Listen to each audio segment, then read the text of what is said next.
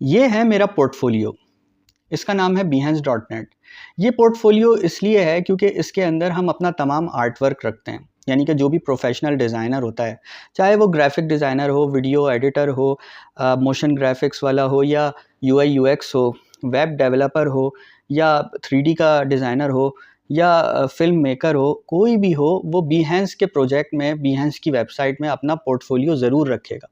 उसकी वजह ये है कि वो प्रोफेशनली काम करने के लिए आपको ये प्लेटफॉर्म एक ऐसा मौका देता है कि आप अपना पूरा पोर्टफोलियो जो ज़िंदगी भर आपने अपनी मेहनत से काम किया हुआ हो, वो आप अपना इसमें रखें।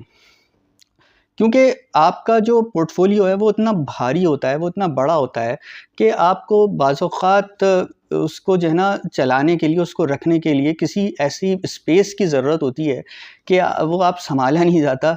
तो आपको एक ऐसी चीज़ चाहिए कि वो आपको ये चीज़ मिले। तो मैं उन लोगों से कहूँगा जो कि एक इनिशियल डिज़ाइनिंग कर रहे हैं, यानी कि वो सीख रहे हैं। वो एक ग्राफ़िक डिज़ाइनर हो, या कोई भी वीडियो एडिटर हो, या कोई भी ऐसी फ़ील्ड का हो जो आर्ट से वाबस्ता हो, तो वो ये काम कर सकते हैं कि वो इस वेबसाइट को फ़ॉलो करते हुए अपना इनिशियल वर्क अच्छे से अच्छा बेहतर बना सकते हैं।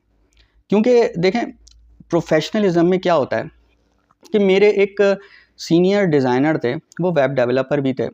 उन्होंने बड़ी अच्छी सलाह मुझे दी थी, मशवरा दिया था, जो कि मेरा आज तक काम आ रहा है। वो ये कहते थे कि देखें, अगर आप कहीं शिफ्ट होते हैं, एक आपका घर होता है, आपका एक घर होता है, आप शिफ्ट होते हैं और आप जो है उसके अंदर अपना सामान रखते हैं। जो भी आप अपना सामान लाए होते हैं, वो आप उस घर में रखते हैं। तो कुछ ना कुछ अगर आपको खाली नज़र आ रहा होता है, या कुछ ना कुछ आपका नया घर है, तो आपको कुछ नया लाना होता है, तो वो आप आहिस्ता-आहिस्ता उस घर के अंदर लाके रखते रहते हैं।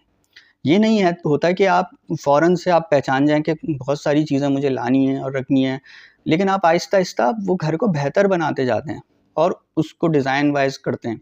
तो इसी तरीके से आपकी डिज़ाइनिंग भी होती है। यानी कि आप इनिशियल डिज़ाइनर हैं, तो उसका मतलब ये है कि आप उसको बेहतर से बेहतर बनाते जाएँगे। एकदम से कोई भी चीज़ बहुत अच्छी नहीं बन जाएगी, और वो बहुत बुरी भी नहीं होगी। यानी कि आपकी अच्छी पसंद की चीज़, उसको आप अच्छे से अच्छा बेहतर बनाते जाएँ, तो वो अच्छी एक चीज़ निकल के सामने आएगी। तो पोर्टफोलियो भी एक ऐसी ही चीज़ है। यानी कि आप इनिशियल पोर्टफोलियो तो अपना इसके अंदर रख दें, लेकिन आपको अच्छा पोर्टफोलियो बनाना है, तो आप दूसरों का काम फ़ॉलो करें। मेरे सामने 3 किस्म की कैटेगरीज़ हैं, जो कि मैं आपके सामने रखना चाहता हूँ। 3 कैटेगरीज़ ये हैं कि देखें, पहली कैटेगरी क्या है कि अगर आपका काम, मैं उन लोगों से बात कर रहा हूँ जिनका काम मेरे से अच्छा भी है, मैं उन लोगों से बात कर रहा हूँ जो कि मेरे लेवल का भी काम नहीं है उनका, और मैं उन लोगों से भी बात कर रहा हूँ जो मेरे लेवल का भी है। तो देखें, पहली कैटेगरी क्या है, जो मेरे से अच्छे लेवल के काम वाले लोग। तो वो जो जब ये काम देखते हैं या वो काम करते हैं, तो उनको जॉब लेने में कोई मसला नहीं होता, क्योंकि उनकी इनिशियल स्किल्स लेवल ऐसी होती हैं कि वो इससे अच्छा काम कर सकते हैं। तो ये तो पहली कैटेगरी होगी, हम इसको छेड़ते ही नहीं। हाँ, एक नज़रिए पे मैं बोलूँगा, क्योंकि कॉन्सेप्चुअलाइज़ेशन का एक जो पार्ट होता है, वो हर किसी के अंदर नहीं होता। कोई बहुत इनोवेटिव होता है, कोई बहुत कॉन्सेप्चुअलाइज़ वीक होता है। तो वो वीकनेस आपको अपने अंदर से खुद ख़त्म करनी पड़ती है। वो एक अलग टॉपिक है, वो एक अलग बात है। लेकिन अगर हम आप अभी इनोवेटिव चीज़ पे ही आएँ, जो कि आपको एक स्किलफुली अच्छी से अच्छी चीज़ बनानी है, एक अच्छे कलर्स के अंदर, एक डिज़ाइन के अंदर, तो वो ये चीज़ है।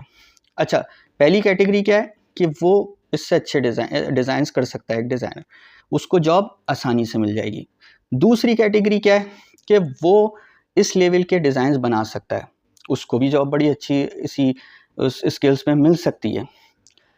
तीसरा, जो इस लेवल का नहीं है, इस लेवल पे पहुंचने के लिए उसको टाइम लगेगा। उसके लिए मैं ये कहता हूँ, देखें, मेरे पास एक सीधा-सीधा सा इसका हल है, सॉल्यूशन है। सॉल्यूशन ये है कि वो फ़ॉलो तो करे जो दूसरे अच्छे लेवल के डिज़ाइनर्स हैं, या मुझे ही फ़ॉलो कर ले, लेकिन वो ट्रेस करे। यानी कि एक डिज़ाइन को वो बनाने की उसी तरीके की कोशिश करे, जिस तरीके का वो डिज़ाइन बनाए। तो तब जाके वो उसकी चीज़ समझेगा कि वो क्या चीज़ें उसको मेहनत दरकार हैं, उसके अंदर क्या चीज़ें उसको चाहिए। देखिए, मैंने भी अपनी जो इनिशियल डिज़ाइनिंग शुरू करी थी, वो दूसरों के काम को ट्रेस करके करी थी। कोई भी डिज़ाइनर है या कोई भी ऐसा आदमी है, कोई भी ऐसा फ़र्द है, वो बॉर्न जो है ऐसा नहीं होता। बहुत 1% या 2% लोग होंगे जो कि 100 आउट ऑफ होंगे। लेकिन कोई भी ऐसा फ़र्द नहीं होता जो कि इनिशियली बहुत अच्छे डिज़ाइन कर पाए। उसको कोई इंस्पिरेशन तो चाहिए होगी। इंस्पिरेशन के लिए वो उसको पाथ चाहिए होगा, यानी कि वो उसी ट्रैक को फ़ॉलो करे, और फ़ॉलो करने के लिए आपको उसका काम ट्रेस करना पड़ता है। तो मैंने अपने इनिशियल कैरियर में बहुत सारे बड़े डिज़ाइनर्स के काम को ट्रेस किया था बाकायदा। यानी कि वो लोगो अगर कोई मुझे अच्छा लगता था तो मैं उसको पूरा ट्रेस कर लेता था खुद ही, कि वो मुझे पता है कि ट्रेस किस तरह किया जाता है उसको, लेकिन फिर भी मैं ट्रेस करता था। क्यों? लेकिन उससे क्या होता था कि मुझे मेरा ज़हन खुलता था और कॉन्सेप्ट निकल के सामने आते थे। उसी डिज़ाइन को मैं अच्छा बनाने की कोशिश करता था। तो ये तो एक चीज़ ये मैंने सीखी, और इसको आप एक जगह ना रखें। यानी कि अगर ये पोर्टफोलियो आप इधर रख रहे हैं, तो आप उसको फिर स्टक ना कर दें। उसके अंदर और इनोवेशंस लाते रहें, उसके अंदर और डिज़ाइनिंग लाते रहें, ताकि वो अच्छे से अच्छा होता रहे। मैंने घर की मिसाल इसलिए दी थी कि आपको भी इसी में अच्छी से अच्छी चीज़ को आगे करना है, ताकि आपको जॉब लेने में कोई मुश्किल ना हो।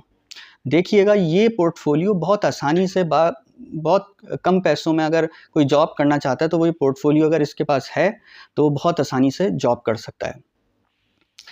तो आप भी उसको फ़ॉलो करें और अपनी ज़िंदगी में काम स्किल्स को फिर और ज़्यादा मेहनत से जो है ग्रूम करें, उसकी ग्रूमिंग करें, ताकि आपको जब टेस्ट देना पड़े, तो आप बहुत आसानी से टेस्ट दे पाएँ।